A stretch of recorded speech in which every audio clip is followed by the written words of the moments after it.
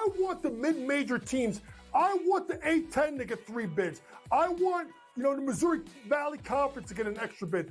I want these teams to go ahead that are one-bid leagues and give some of these other teams opportunities to make the NCAA tournament. Simply put, folks, when we get to the tournament, we don't care about all these teams that are big-time teams. Betting above the rim, only on SportsGrid. Right here with you on Pro Football Today on SportsGrid. Odds in motion, trying to see what lines have moved throughout the week. Never felt more comfortable in this bet than I do for this year. I'm ready. I'm just getting angry. The hot takes are going to be here all long, people. You don't want them to go 13-0 and then lose the first round of the playoffs. Red. This is their last shot. They don't really have anywhere else to go yet. Hot take. By the time I hit, guess what, Route 33 up here, that ticket's cashing. Only on SportsGrid.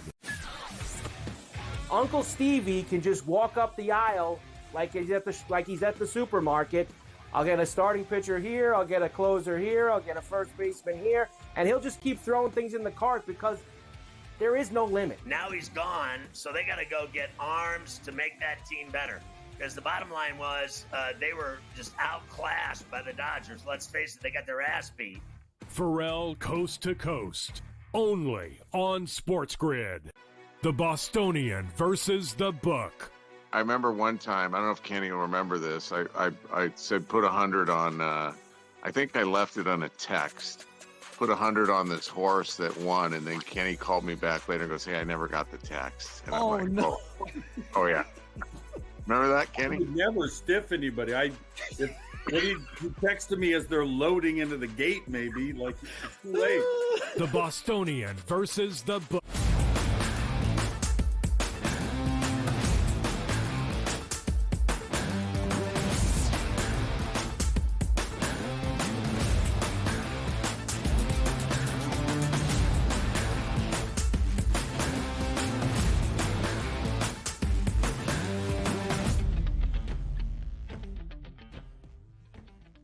We welcome you to hour number 2 of a Football Friday, live right here on the early line on SportsGrid. He is Joe Ranieri, and I am Ben Stevens. Our charge each and every Football Friday is a preview of every single game on the Sunday slate around the National Football League, even if bye weeks are done, even if that means 13 games. We will hit on every single one. Some picks, some previews, and plenty of breakdowns in store over these next 2 hours. In the second half of this second hour, by the way, a Football Friday is never complete, Joe, without the services of Big Blue. Mike Blewitt will be here as well on TEL across the SportsGrid network on a Football Friday.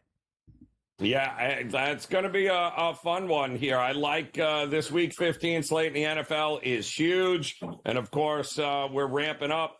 Bowls start next week there, Ben, not to mention a college football playoff. And, back to full slates of college basketball this weekend as well.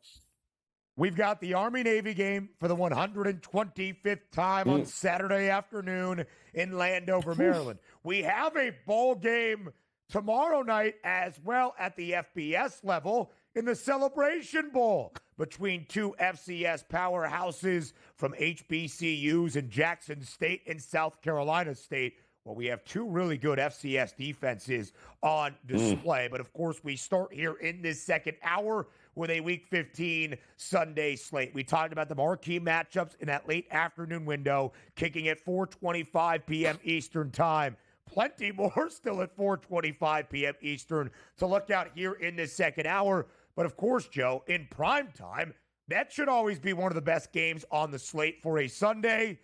And it is on Sunday night in Seattle, a matchup in the Pacific Northwest between the Packers and the Seahawks. Huge implications in this game for both sides. Seattle trying to maintain its lead in the NFC West after a Rams victory on Thursday night against San Francisco. Green Bay trying to bolster its position in that wild card race within the NFC playoff standings. And as you see there, Joe, the Packers, a short road favorite in the Northwest on Sunday night. Yeah, and I mean, look, the Packers have only lost to the Lions, the Vikings, and the Eagles so far this season, right? And the Seahawks A lot of people think at home might be getting a little disrespected here, not being the favorite in what used to be, Ben, one of the best home field advantages in all of the NFL with the 12th man there. But boy, oh boy, the question is, we've seen the ups and downs of Geno Smith and this Seattle team, but they have been a different team after their bye week. Their last bye week there, the defense looked like it was in shambles. Geno Smith, you don't know which Geno Smith was showing up, but he has done a really good job of protecting the ball. He has also done, especially at home, they also have figured out the running game, which alleviates some of the pressure on Geno. Are you sold on this Packers defense, or are you sold on this Seattle defense? I'm not sold on either, which is why I think points are coming in this game. I think it's a dead over in this one when it's all said and done. And we've seen a lot of overs from both these offenses, especially against people outside of their division. Would completely agree, Joe, with that sentiment. Thinking we get some points on Sunday night in primetime. Seattle had played 5 straight unders entering the game against the New York Jets to open up December. That game well over last week against Arizona, maybe expecting it under like we saw in the first meeting between the Cards and the Hawks. It went well over. Seattle picking off Kyler Murray twice in the opening quarter and immediately converting it into 14 points and 2 touchdowns. The Seahawks are in pole position currently within the NFC West because of this win streak. 4-game win streak for the Seahawks. They have won outright as an underdog in all 4 games. Green Bay is covered in 3 consecutive, despite only winning 2 of those. They have gone over in 2 of 3, but not all because of the fault of the Packers. They have scored 30-plus in 3 consecutive games. Joe, I would agree. I think we see some points on Sunday night. I think it is a really good game. And the Mike McDonald defense that took a little bit of time for the Seahawks to adapt to has allowed 21 or less in this 4-game win streak. We'll see if that continues against Jordan Love and Green Bay on Sunday night. Again, when you look at these 2 teams, highly impactful game in terms of that NFC playoff picture. Green Bay right now feels firmly in a wild card spot, but they're trying to pick where they want to be.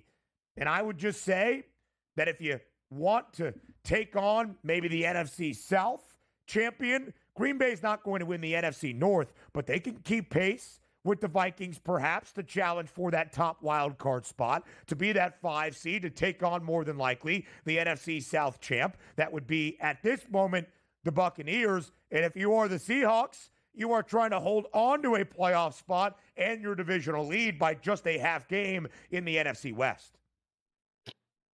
Yeah, I mean, we talked about this team earlier, Seattle, and the chance that they might be able to overtake the Rams here. I still liked the Packers, Ben. We talked about it before the season. I like the Packers with a really good shot not only to take down the NFC North, but also take down that NFC title and represent, and that be the team that represents the NFC in the Super Bowl. And, of course, that was always going to come down, we thought, to the Packers in Detroit once again. But, my goodness, I mean, when you look at the Packers and the losses that they have had and who they have come against and the amount of margin of loss there, I mean, combined in those losses, Ben, it's still just 20 points. They are every bit as good as we thought they were going to be when the season started. It might be too late, obviously, to catch him for the NFC North title, but it ain't too late to jump on him to win the NFC and be representing them in the Super Bowl. They will have a home game next Monday night against the Saints. We should expect that to be a win, as New Orleans will be with a backup quarterback more than likely for the remainder of this season. They'll have a road game against the Vikings that would be huge to determine seeding within that AFC playoff picture. And quickly, Joe, I do want to hit on that point. We showed the NFC playoff picture earlier. We showed those championship odds in that conference. It seems to be a 2-team race. Detroit, the short favorite, plus 145, followed closely by Philadelphia, less than $2 back. A larger drop-off from second to third than from first to second. The Eagles to the Packers, plus 320 for the Birds, plus 750 for the Pack. Now, Green Bay did not win a game on Thursday night against the Lions last week, but I think they proved, Joe, to your point, they can compete with anybody around this conference. Is there some viable value in Green Bay winning the conference crown within the NFC this season? Absolutely, Ben. I thought it was great value before the season started. And I think it's going to be great value here, even now at what, plus 750 here. The Packers are legit. The Vikings, obviously, we keep waiting for them to fall off, and they don't. But really, if it was anybody outside the Lions, it's the Packers for me, Ben. Yeah, interesting. Philadelphia's defense might have something to say, but I do hear the point. Joe, a really good one in Los Angeles on Sunday afternoon as well. Again, part of this marquee 4:25 p.m. Eastern window with huge playoff implications. We can discuss more on the other side, but the Bolts a full field goal favorite against the Buccaneers on Sunday. 45.5 is the total. Tampa's won 3 straight, looking to charge and challenge the Chargers on Sunday afternoon. Is this a good game, Ben? Because the injuries once again piling up for Tampa Bay. Winfield Jr. out in that secondary, which could be problematic. And now Bucky Irvin with back issues again. I don't know how good this game is going to be. Some injuries on the other side for the Chargers as well. We shall discuss on the other side of the break. Up next.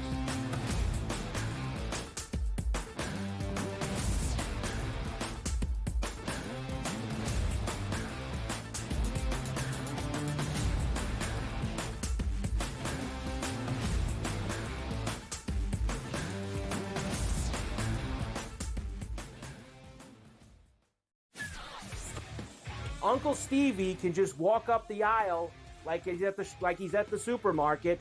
I'll get a starting pitcher here, I'll get a closer here, I'll get a first baseman here, and he'll just keep throwing things in the cart because there is no limit. Now he's gone, so they got to go get arms to make that team better.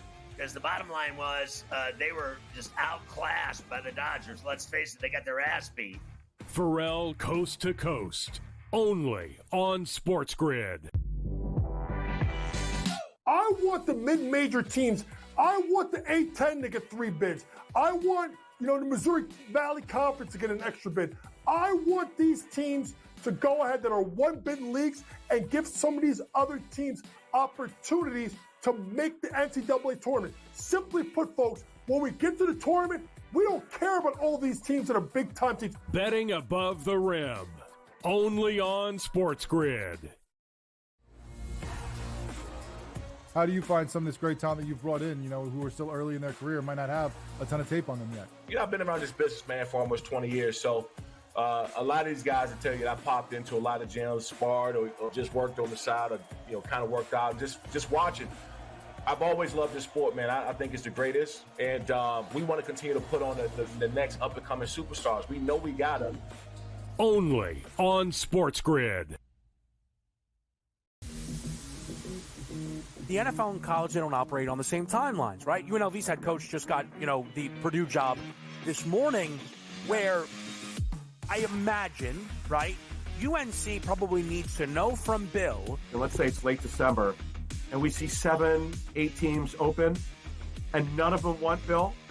Then Bill's got to make a decision. Does he want to be a college head coach? Pro Football Today, only on SportsGrid.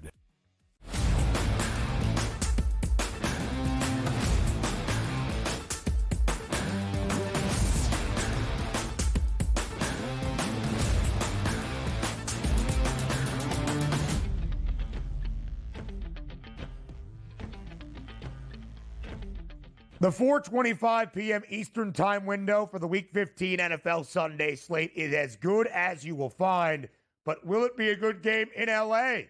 based on injuries? The Bolts and the Bucks, 2 teams firmly in playoff spots. Tampa, now a lead once again in the NFC South, trying to win the division for a 4th consecutive season. The Chargers trying to hold on to a wild card spot within the AFC, an 8-5 mark at this moment. L.A., Joe, 3-point favorite. Full field goal at home on Sunday inside SoFi Stadium. We'll get to Joe Ranieri here in just a moment here on the early line. 46.5 is that total, by the way, for Sunday. Joe mentioned 45.5 is where the number is now. By the way, Joe mentioned the injuries that we will see for this game, or perhaps not see, as the guys will not be out there. Some injuries as well for the Chargers. Justin Herbert did not practice earlier this week. Limited participant for LA yesterday. Ladd McConkey trying to work his way back as well. Joe, if the injuries are there, and there are more injuries for the Bucs, their injury report right now reads like a novel. Who do you think ends up with a victory on Sunday in SoFi? The team that does not turn the ball over, Ben. And listen, I think Baker Mayfield has been outstanding this year. I don't think he's getting enough credit for having to overcome a lot of injuries, especially with a couple of his biggest weapons there in Godwin and Evans being out.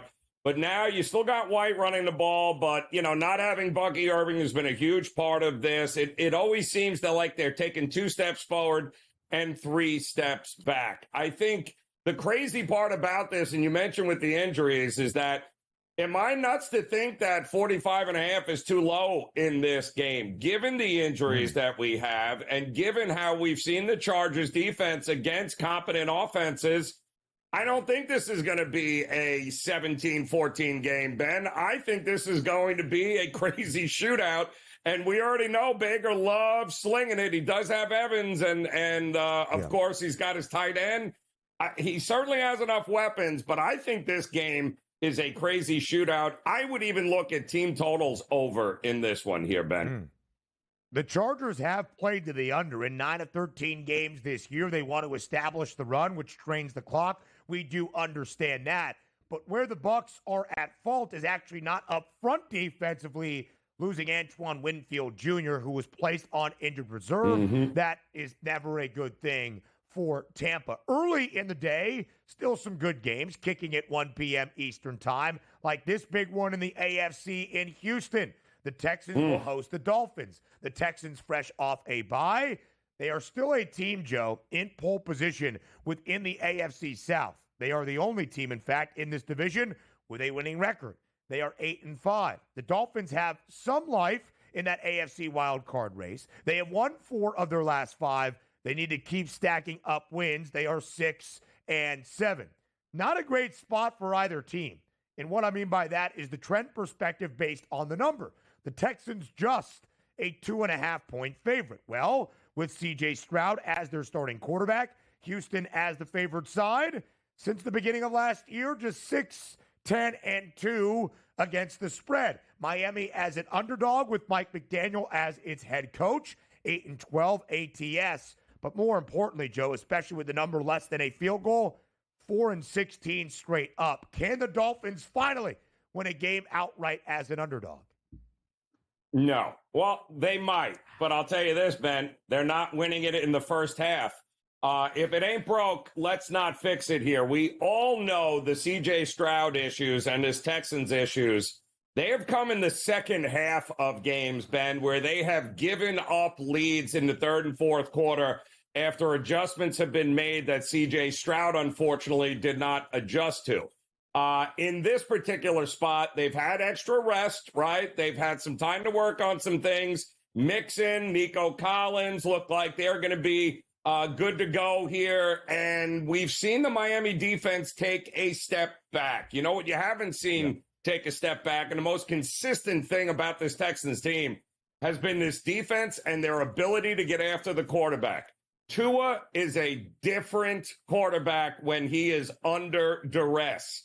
He's going to be under duress a lot in this game here. The Texans are 11-2 against the number in the first half this year here, Ben. It's the best mark in the NFL next to the Detroit Lions. There is no way that they won't have the lead going into the break in this one. Now, whether they hold on to it in the second half is a different story, but I'm pretty confident at a pick-em price, I believe at home with extra rest, they will have a lead against this Dolphins defense going into the break.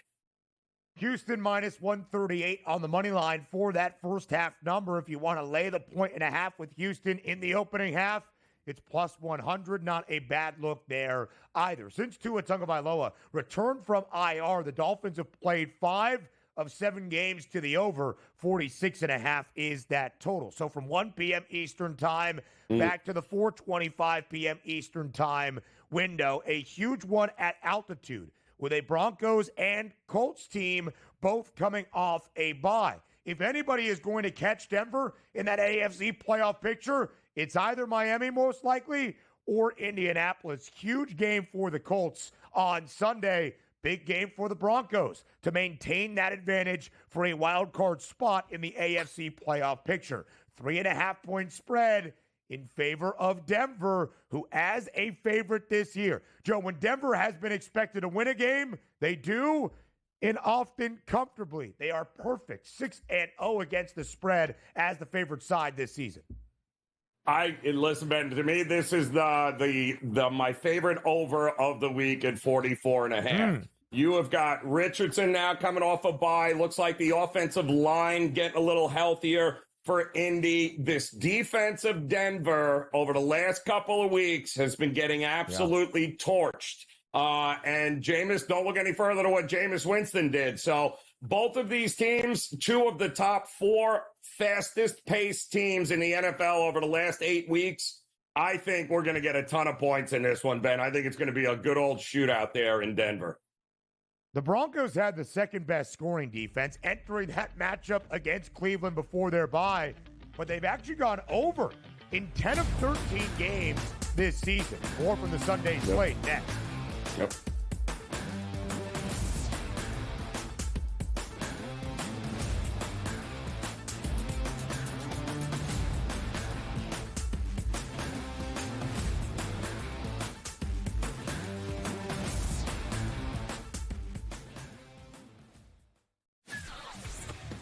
Uncle Stevie can just walk up the aisle like he's at the supermarket. I'll get a starting pitcher here, I'll get a closer here, I'll get a first baseman here, and he'll just keep throwing things in the cart because there is no limit. Now he's gone, so they got to go get arms to make that team better. Because the bottom line was they were just outclassed by the Dodgers. Let's face it, they got their ass beat. Pharrell Coast to Coast, only on SportsGrid. I want the mid-major teams. I want the A-10 to get 3 bids. I want, the Missouri Valley Conference to get an extra bid. I want these teams to go ahead that are 1-bid leagues and give some of these other teams opportunities to make the NCAA tournament. Simply put, folks, when we get to the tournament, we don't care about all these teams that are big-time teams. Betting above the rim, only on SportsGrid. How do you find some of this great talent that you've brought in, who are still early in their career, might not have a ton of tape on them yet? I've been around this business, man, for almost 20 years. So a lot of these guys will tell you that I popped into a lot of gyms, sparred or just worked on the side or, kind of worked out, just watching. I've always loved this sport, man. I think it's the greatest. And we want to continue to put on the next up-and-coming superstars. We know we got them. Only on SportsGrid.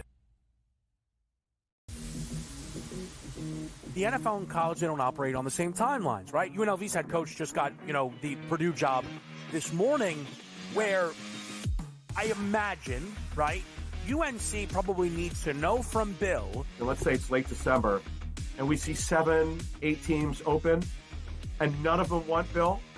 Then Bill's got to make a decision. Does he want to be a college head coach? Pro Football Today, only on SportsGrid.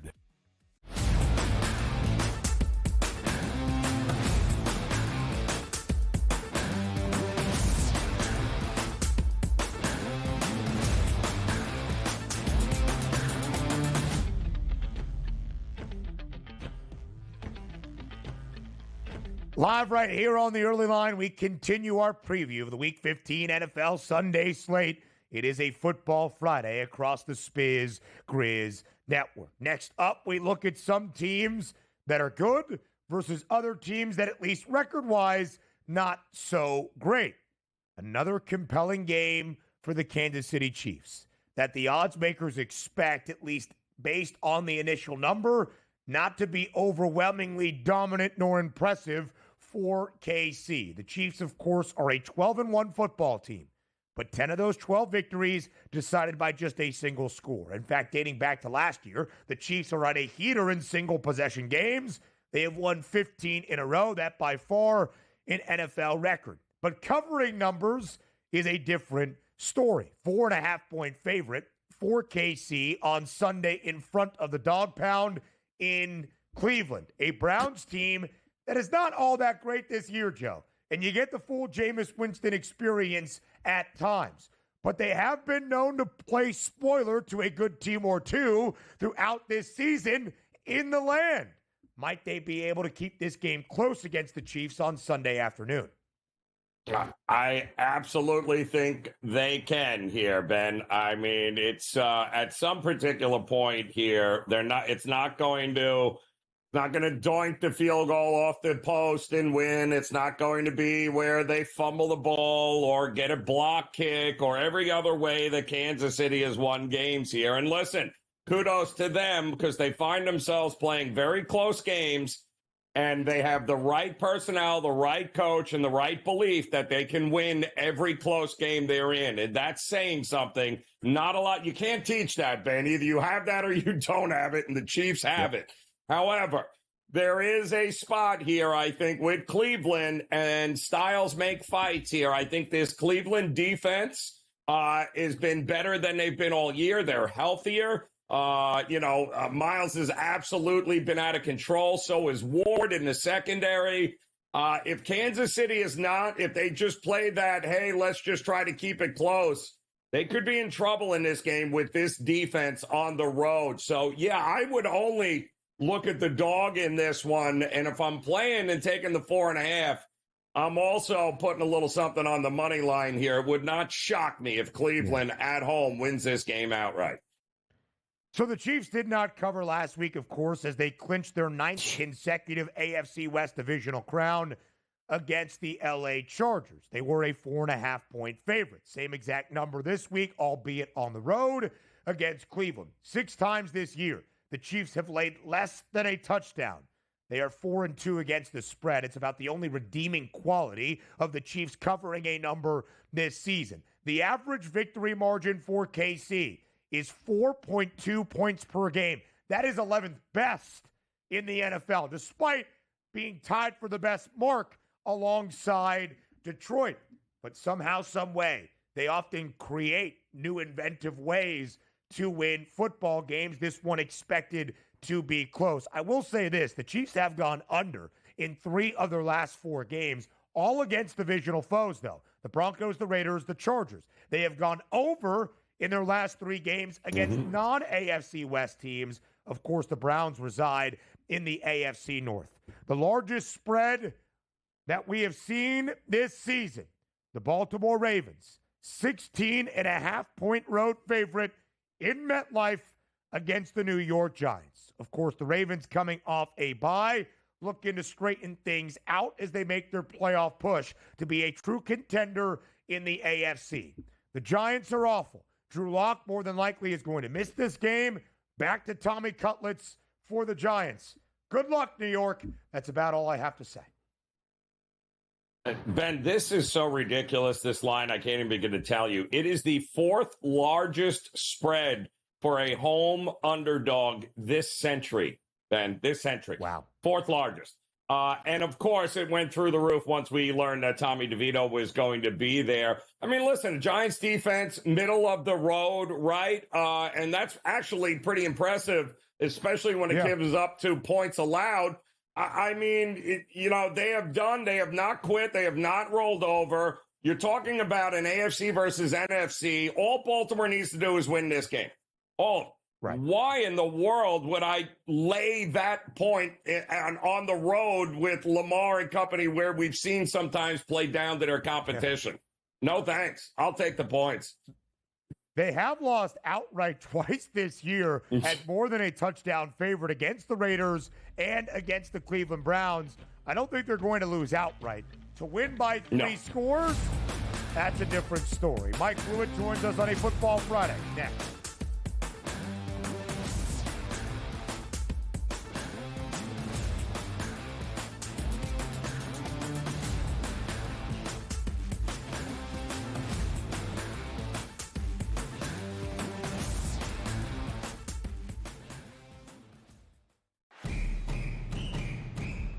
I'm actually not even on a side today. Yeah.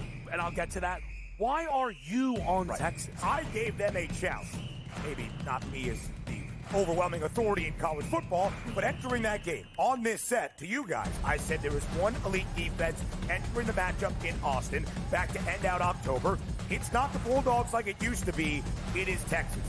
College football today, only on SportsGrid. Right here with you on Pro Football Today on SportsGrid. Odds in motion, trying to see what lines have moved throughout the week. Never felt more comfortable in the set than I do for this year. I'm ready. I'm just getting angry. The hot takes are going to be here all long. You don't want them to go 13-0 and then lose the first round of the playoffs. Red. Yeah, this is their last shot. They don't really have anywhere else to go yet. Hot take. By the time I hit, I guess what, Route 33 up here, that ticket's cashing. Only on SportsGrid. The Bostonian versus the Book. I remember one time, I don't know if Kenny will remember this. I said put 100 on, I think I left it on a text. Put 100 on this horse that won, and then Kenny called me back later and goes, "Hey, I never got the text." And I'm like, no. Oh yeah. Remember that, Kenny? I would never stiff anybody. When he texted me as they're loading into the gate, maybe, like, it's too late. The Bostonian versus the Book.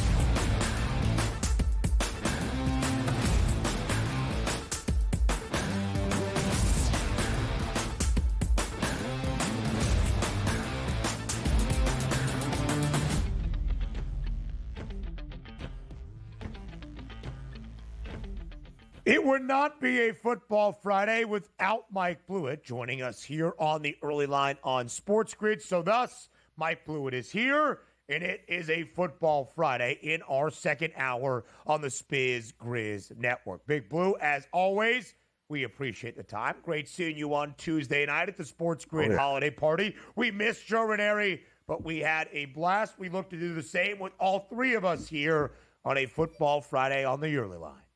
Oh, yeah. Big party on Tuesday. Joe, you were missed, but it was good to see everybody in person all in one spot. SportsGrid kept running thanks to Joe and Scott Wetzel and Dave Sharapan and other people out there. But as far as last night was concerned, clearly the weather had a huge impact. I think we had 10 punts in the first 20 minutes of that game. So not a lot of action, just traded field goals in the first half. I think you saw the weather obviously had a huge impact, but another thing about those two teams is they both struggle in the red zone. Problem for the Niners, they ran 0 plays in the red zone last night, but the Rams struggled 0 for 3 in getting any touchdowns on the board.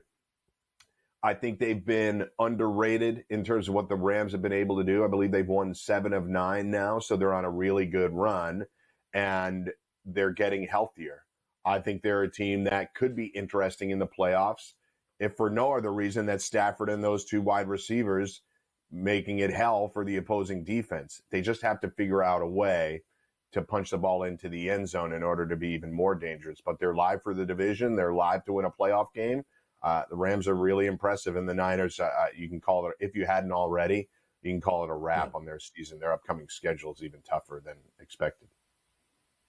So I don't expect Seattle to go down without a fight here for that NFC West crown. What are the chances that, they're right now sitting with that with the lead. Does that change before the season's over, do you think? Do the Rams win the NFC West? You have Seattle's upcoming games are the Packers, the Vikings, at the Bears, and then at the Rams. So count that Week 17 game, January 5th, to be a really important one. Week 18 game.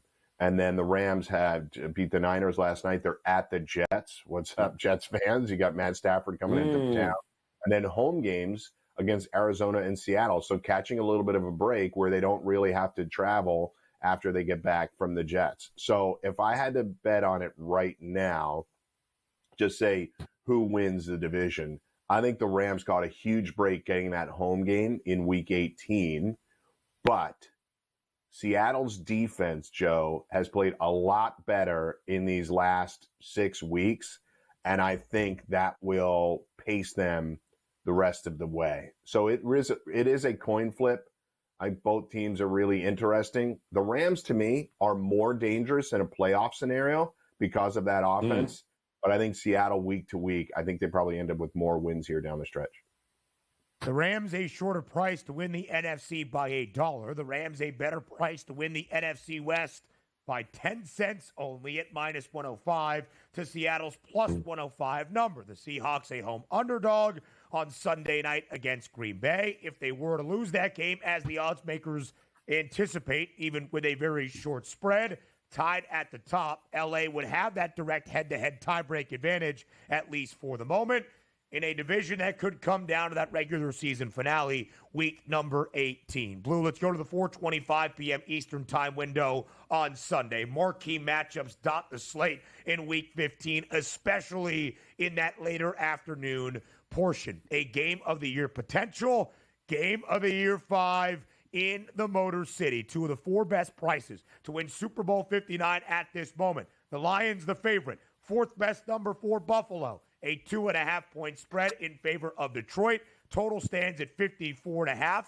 It would be the highest number of the year if that's where it remains by the time we get to kick on Sunday. Short number, competitive game expected, and a lot of points is our thought entering Sunday in Detroit. Blewitt, will the game live up to the hype? I believe it will. And I think everybody would be excited if we blow past that 54.5. But I don't expect that. I think we can come really close. But I expect what we've seen in a lot of Bills games this year, which is a slower start, a lower scoring first quarter. I don't think the teams come out of the gate scoring touchdowns, running up and down the field.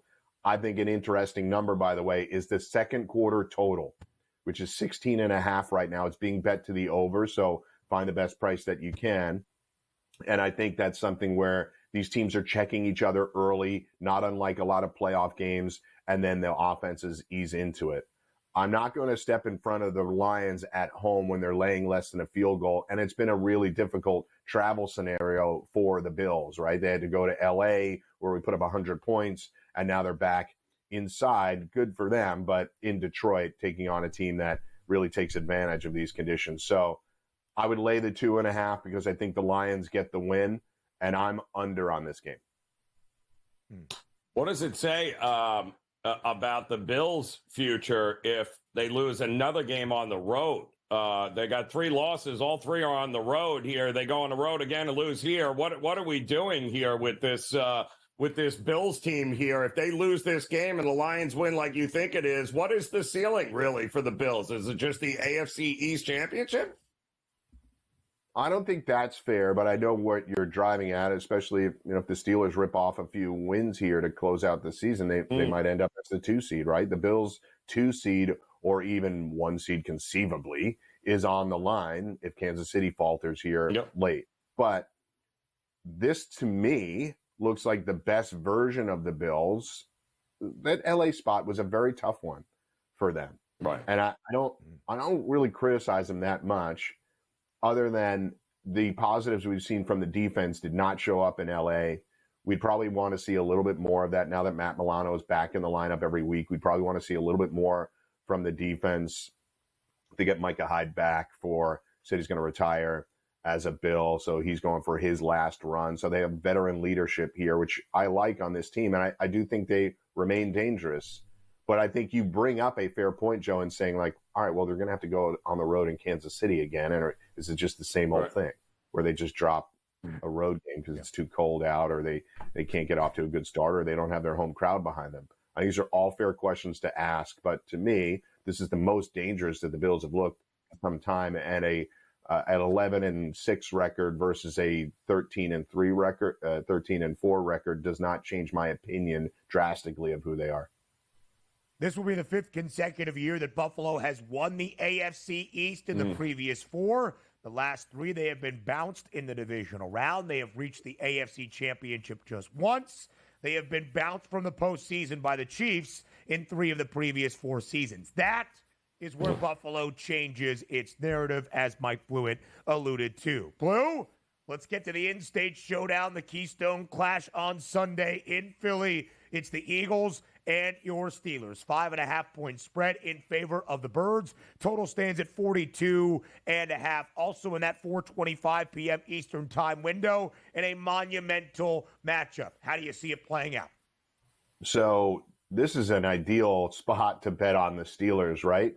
Catching 5.5 points. This is where Tomlin thrives. Even if they're not able to win the game, you'd think that the Steelers are able to keep it close. They're going to be really challenged, obviously, this week. This is a very difficult spot, but we're going to see, I think, a real test for the Steelers in that they have allowed the 4th least yards in the NFL rushing to their opponents.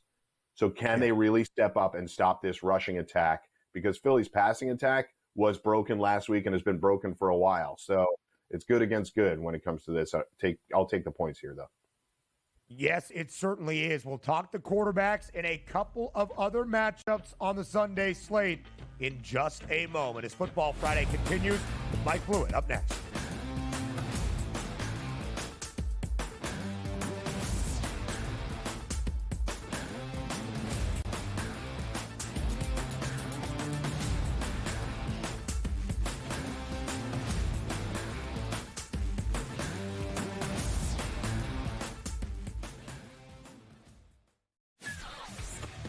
Uncle Stevie can just walk up the aisle like he's at the supermarket.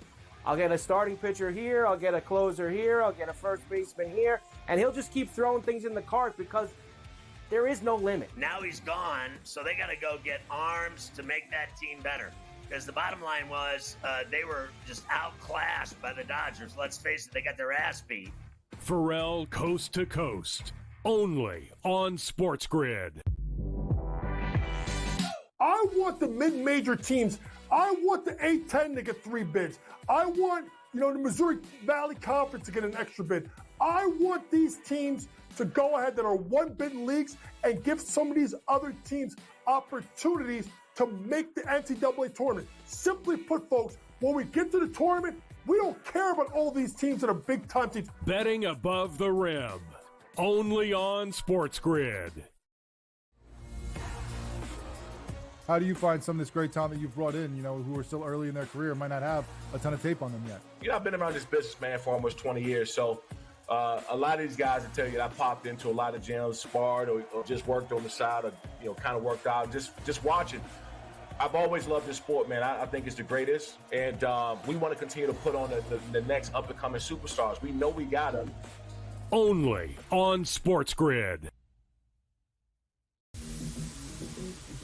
The NFL and college, they don't operate on the same timelines, right? UNLV's head coach just got, the Purdue job this morning, where I imagine, right, UNC probably needs to know from Bill. And let's say it's late December, and we see 7, 8 teams open, and none of them want Bill. Then Bill's got to make a decision. Does he want to be a college head coach? Pro Football Today, only on SportsGrid.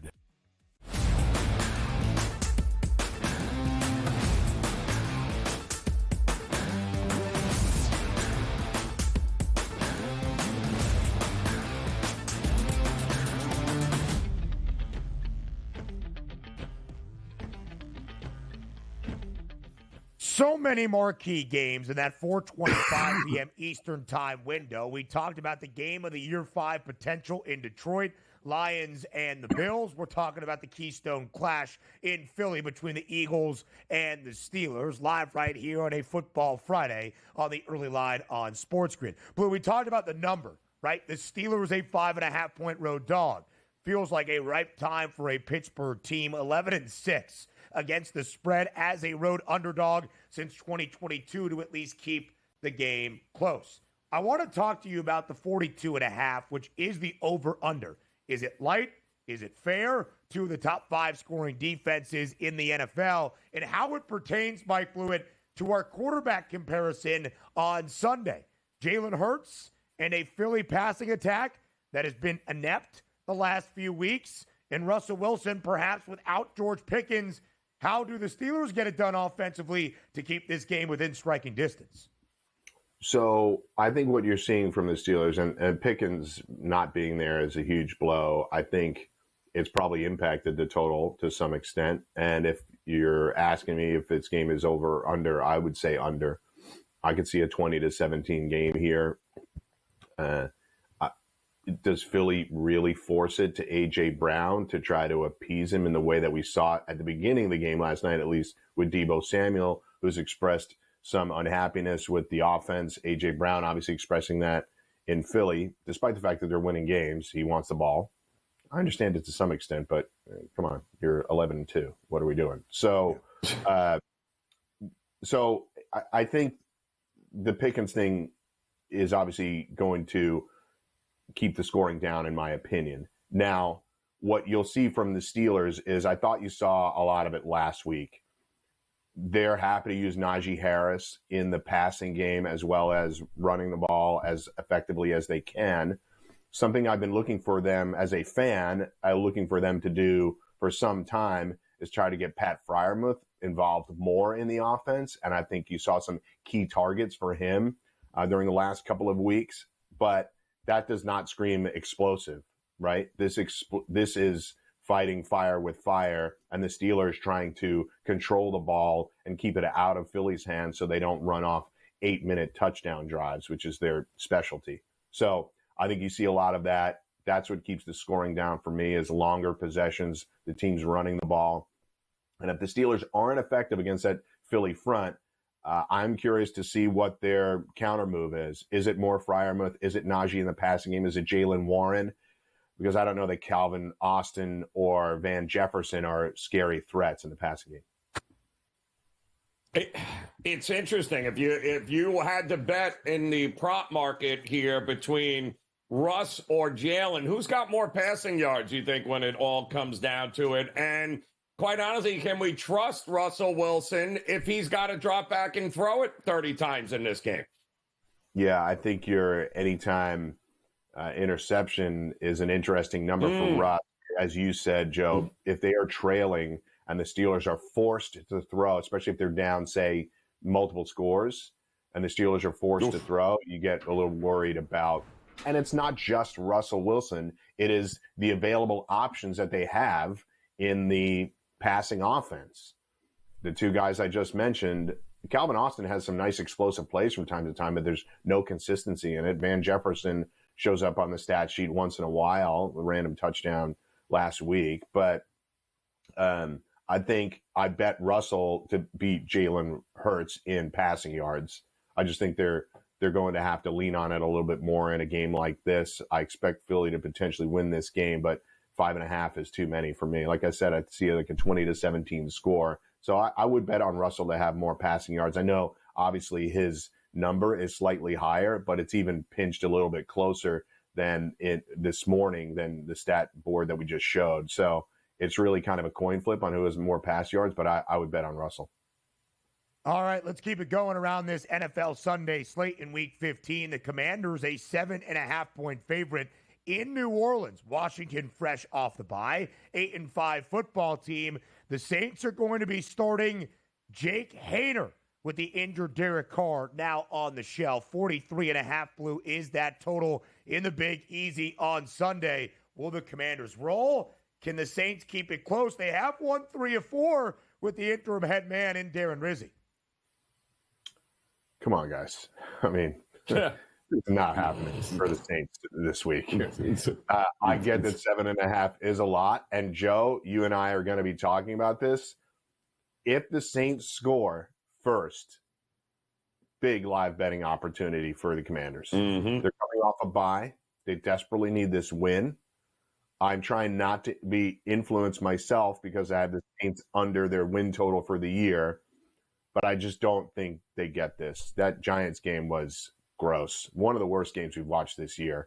Luckily, the Titans and Jaguars are on at the same time, so they overshadowed. how bad the Giants-Saints game was.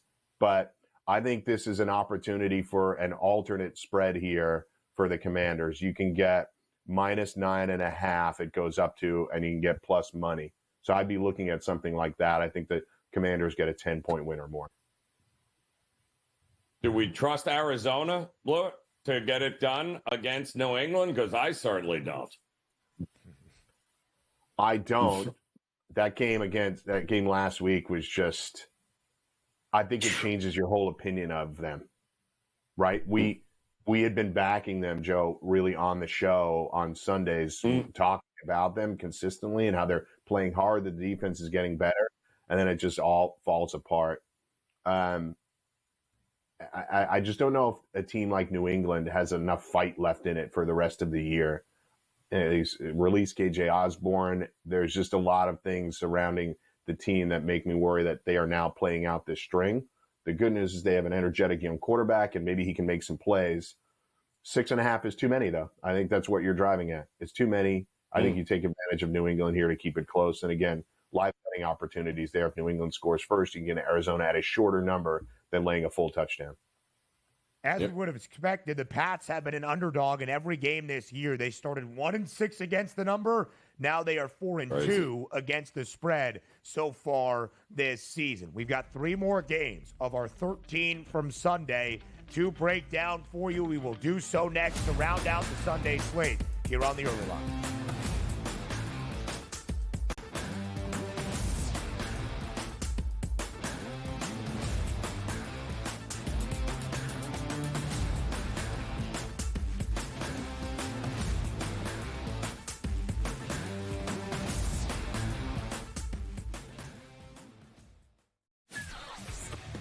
Uncle Stevie can just walk up the aisle like he's at the supermarket.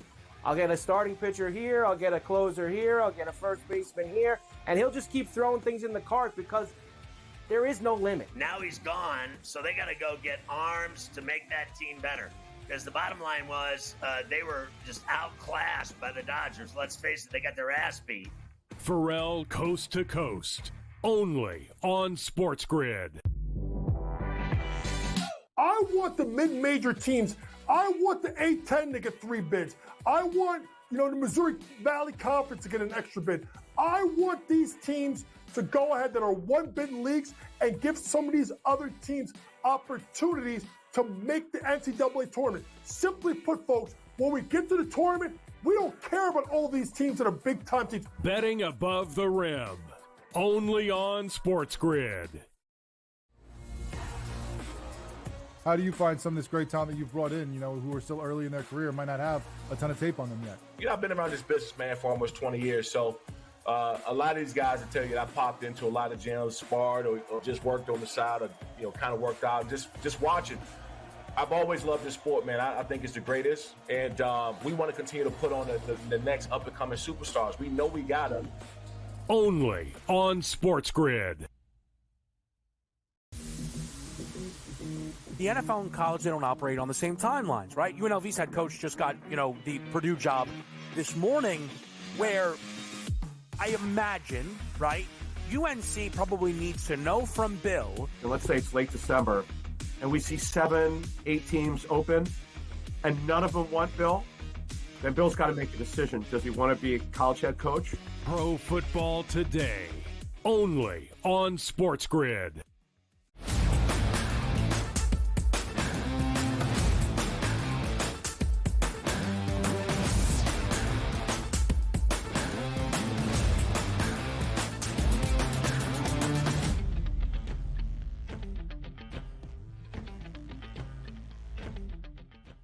You're going to see the caption for this game. Is it correct in terms of its headline? That's what we have to ask to Mike Blewitt. We've got 3 more games on this NFL Sunday slate to wrap up. We will do so here to end out this second hour. Not done yet is how we are billing the Bengals and the Titans in Nashville. Tennessee is done. They have been eliminated from AFC playoff contention. The Bengals mathematically have not. But at 5-8, Blue, we would expect they would have to win their final 4 in a row, make it 5 straight after the victory on Monday in Dallas to end out this year. So will the Bengals do that, and might they cover against the Tennessee Titans on Sunday? I like the Bengals here, 46.5. The Bengals are going to have to do a lot of heavy lifting to get there because I don't think Tennessee can help them anymore. The game the other day, the interesting thing about that game is how short it was. Remember, Joe, we were tracking the first half was over in an hour, and the game was done in 2 hours and 40 minutes against the Jags. Tennessee plays a lot of short games. They're punting the ball quite a bit. They don't have a dynamic passing offense. They have a ton of penalties. The only reason their games go long at all is they commit a ton of penalties. And I think the Bengals are the team that everybody's been talking about, frankly. They have a dangerous offense. Their defense can't get it done. But against a team like this, I think they do get it done. Obviously, we don't love to lay points on the road, but I think this number is too light. And I think you just lay the points here and look for Cincinnati's team total over, which is sitting right now at 26.5. So I think they can get to 27. A 27-10, 27-17 victory keeps you under, they cover, and you get the Bengals total. What are we expecting from the Cowboys, Blewitt? I mean, they invent ways to lose games, which is great, but they certainly have been playing better football, but so is Carolina. So who do we trust in this game? So it's fascinating, right? In you saying that they invent ways to lose games. It's true. The only other time I've seen something like that happened on Monday, was the Cowboys on that Thanksgiving Day game when Leon Lett slid in the snow. And it's literally the only other time I've seen something like that happen. Just don't touch the ball and we're going to win this. And they did it about 30 years apart. So in terms of their chances to win this week, it's a great landing spot for them, I suppose. Cooper Rush has been good at times, but Bryce Young's transformation this year is probably one of the cool second-tier stories in the NFL this year, right? People were ready to cast him aside, and Carolina's going to have to draft somebody again, but he's played pretty well since he came back. He's been good. I think Carolina is a far more energized team now than the Cowboys. You see Micah Parsons is upset. They lose to Marion Overshown for the season. In fact, he might be out for all of next season as well based on the severity of their injury, which is awful for him because he's shown to be a really impactful player. I can't believe the Panthers are laying points to the Cowboys, but this is where we are in the season. And I just don't know if the Cowboys have anything left. And if they continue to play like this and make mistakes like that and drop a game here, I think it does start to change. I think it does start to cement Mike McCarthy's fate if they don't win this game. Listen, we buried the lead in this game, gents. This is the first time since the end of 2022, 33 consecutive games, that Carolina will be booked as a favorite, snapping that 33-game skid, if you will, or streak, booked as an underdog. They have covered in their last 5 games entering. Dallas, not mathematically eliminated. In fact, the only game on Sunday that features a matchup of 2 teams that are already out of playoff contention is in Jacksonville. The Jags host the Jets. 3.5-point spread in favor of Gang Green. Total 40.5. Blewitt, I am making you give us a pick for this bottom feeder battle. Which way do you go? I think you're crazy to bet on either team at this point. Seriously. The Jets. That's what I asked, Mike. Joe said. Yeah. Joe said the Cowboys invent ways to lose. The Jets are right there. The Jets are right there with inventing ways to lose and throwing 98, 92-yard pick sixes to defensive linemen to swing games. If you made the team, I would lay the points with the Jets. I think the Jags have nothing left. They can't really run an offense at all. But my favorite bet in this game would be the Jags team total under 18.5. If Aaron Rodgers keeps it clean, I think the Jags will not get to 19 points. I don't know how they would with Mac Jones still starting a football game. They won last week in Nashville with 10 big ones. Mike Blewitt, we'll see you Sunday. Thanks for being here. Hour number 3 is up next.